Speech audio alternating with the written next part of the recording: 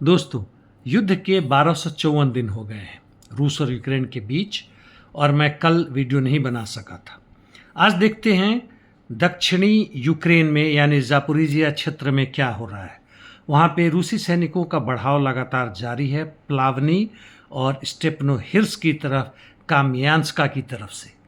नोवोपावलोवका वेलिका नोवोसिल्का के क्षेत्र में रूसी सैनिक ओलेक्जांद्रिवका के आउटस्कर्ट से पहुंच गए हैं, वोस्क्रेसिंका की तरफ से, और इस्करा की तरफ ही आगे बढ़ रहे हैं। इस क्षेत्र में उन्होंने जेलेनिहाई और टेमीरोवका पर कब्जा कर चुके हैं।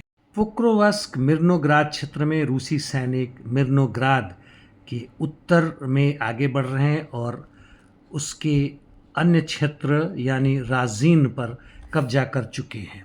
दक्षिणी पोक्रोवस्क में नोवोयुक्रेनका पर भी कब्जा इन्होंने कर लिया है। द्रुजकोवका क्षेत्र में रूसी सैनिक व्लादिमीरोवका और शोखोवो तथा निकोनोरोवका की तरफ बढ़े हैं। कुल मिलाकर देखें तो रूसी सैनिकों का बढ़त पोक्रोवस्क और मिर्नोग्राद दोनों से दक्षिण दक्षिण पश्चिम, पूर्व और उत्तर पूर्व की तरफ से बढ़ रहे हैं, और ऐसा लगता है कि उनका लक्ष्य मिर्नोग्राद पर पहले आक्रमण करना है, और दूसरी तरफ वहीं कॉन्स्टेंटिन्यूका की तरफ भी बढ़ रहे हैं ताकि पोक्रोवस्क को घेर सके। टोरेस चासिव यार में स्थिति तकरीबन वैसे ही है जैसे परसों था। सिवर्स्क में सेरेब्रियांका फॉरेस्ट्री में इनकी बढ़त जारी है। सूमी में रूसी सैनिक ओलेक्जांद्रिवका के पूर्व बढ़े हैं। इंटरडिक्शन मिशंस बहुत ज़बरदस्त जारी है दोनों तरफ से। रूस ने चेर्निहिव के ट्रेनिंग ग्राउंड में इस्कांदर मिसाइल का आक्रमण कर काफ़ी तबाही की है, और कीव और अन्य क्षेत्रों में भी जेरान 2 का इस्तेमाल कर रहे हैं, जबकि यूक्रेन ने ब्रियांस्क, जापोरिजिया और अन्य क्षेत्रों पर आक्रमण किए हैं।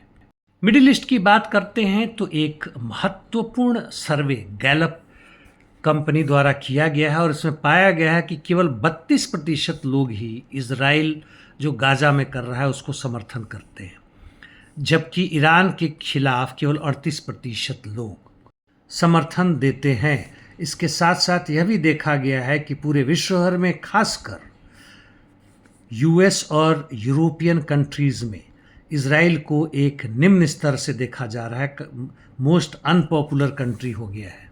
इस बीच ट्रंप ने भारत के खिलाफ 25% का टैरिफ और साथ साथ पेनाल्टी भी लगा दिया है, और यह उस समय हो रहा है जबकि यहाँ के लोग काफ़ी गर्व से सीना उठाकर चलते हैं कि भाई, या सर उठाकर चलते हैं कि अमेरिका हमारा सबसे निकटतम दोस्त है।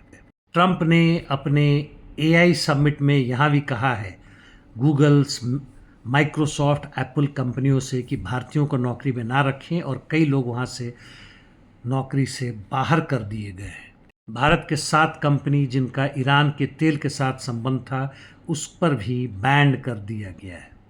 और तो और ट्रंप ने यहाँ तक कहा कि पाकिस्तान के साथ उनका एनर्जी सेक्टर यानी तेल वगैरह में काफ़ी अच्छा संबंध है, और वह दिन दूर नहीं है जबकि भारत को पाकिस्तान से तेल खरीदना पड़ सकता है। हद की बेइज्जती है। एक दूसरे महत्वपूर्ण घटना में इंग्लैंड में, वहाँ पे जेरेमी कॉर्बिन, एक सोशलिस्ट पार्टी या योर पार्टी के नाम से उन्होंने एक नई पार्टी बनाई है जिसमें ज़रा सुल्ताना और अन्य लोग भी समर्थक हैं, और वहाँ 2 से 3 दिन के अंदर में 6 से 7 लाख लोगों ने रजिस्ट्रेशन करवाया। आप इसकी अनुमान ऐसे लगा सकते हैं कि ये लोग अब लेबर पार्टी से सदस्यता में आगे बढ़ गए हैं, और टोरीज और दूसरे अन्य पार्टी जो कंजर्वेटिव हैं उनको तो छोड़ ही नहीं, जैसे रिफॉर्म पार्टी। मिडिल ईस्ट से एक और खबर है कि इजराइल के पूर्व स्पीकर के साथ अन्य 30 लोगों ने अपने ही सरकार के ऊपर आरोप लगाया है कि वह जो है जानबूझ के गाजा पट्टी में मास डिस्प्लेसमेंट कर रहे हैं, भूख से लोगों को मार रहे हैं, और उन्होंने दुनिया के अन्य देशों से मांग की है, गुहार लगाई है कि हमारे देश यानी इजराइल के ऊपर हर तरीके का प्रतिबंध लगाएं ताकि वह आगे युद्ध करने में समर्थ ना हो सकें। इन लोगों की प्रशंसा करनी होगी, और साधारण लोग नहीं हैं। ये लोग वहाँ के एक्स स्पीकर हैं, एक्स ऑडिटर जनरल हैं, फिल्म बनाने वाले हैं, कवि हैं, पेंटर हैं, बड़े बड़े कोरियोग्राफर और एकेडमिशियंस हैं। और इसका इनके ऊपर कोई नहीं असर पड़ा कि इजराइल ने तथाकथित रूप से 10 घंटे के लिए गाज़ा के कई क्षेत्रों में युद्ध विराम की घोषणा की है। खबर यह भी है कि अगले हफ्ते विटकॉफ यानी ट्रंप के खास दूत इजराइल जाएंगे और क्या बातें करेंगे क्या नहीं करेंगे वो तो देखने की बात है, लेकिन उन सब की नज़र है कि गाज़ा पट्टी को कैसे खाली करवा के वहाँ गाज़ा रिसॉर्ट बनाए और मिडिल ईस्ट में अमेरिकी मिलिट्री बेस को और अधिक से अधिक मजबूत किया जाए और जितने भी अरब कंट्रीज़ हैं उनको और झुका कर रखा जाए और अपने अंदर रखा जाए।